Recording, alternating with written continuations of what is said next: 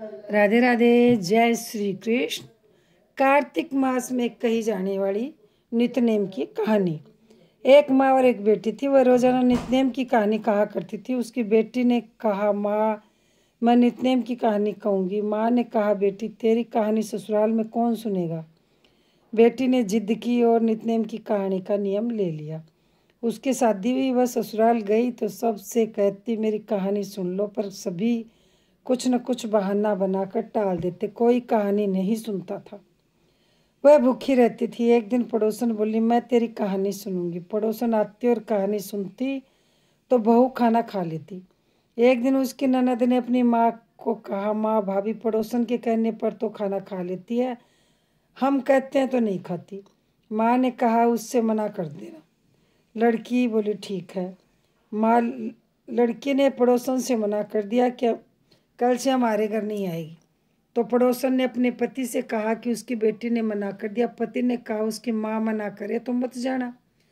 अगले दिन सास ने भी मना कर दिया तो पड़ोसन नहीं आई। बहू की कहानी कोई नहीं सुनता तो वह भूखी रहती। ससुर ने पूछा, बहू कैसी है। तो सास ने कहा, अच्छी है, काम काज तो कर लेती है मगर खाती नहीं है।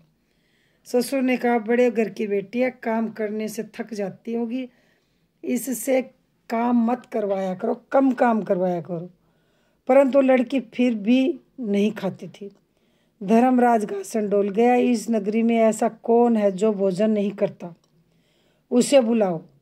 स्वर्ग से विमान आया तो सास बोली, मैं चलूं। तो बहू ने कहा, तुम्हें तो बहुत काम था, मेरी कहानी सुनने का समय नहीं था। जिठानी ने कहा तो बहू कहने लगी, तुम्हें तो अपने मालिक का खाना बनाना था। ननद ने कहा तो कहने लगी, तुम्हें तो अपनी गुड़िया गुड्डे से खेलने से ही फुर्सत नहीं थी।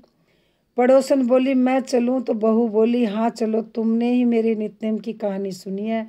वह अपने मालिक के पास गई। मालिक बोला, तू तो बड़ी भाग्यवान है जो जीते जी जा रही है, मरकर तो सभी जाते हैं। वह भी बहू के साथ चली गई।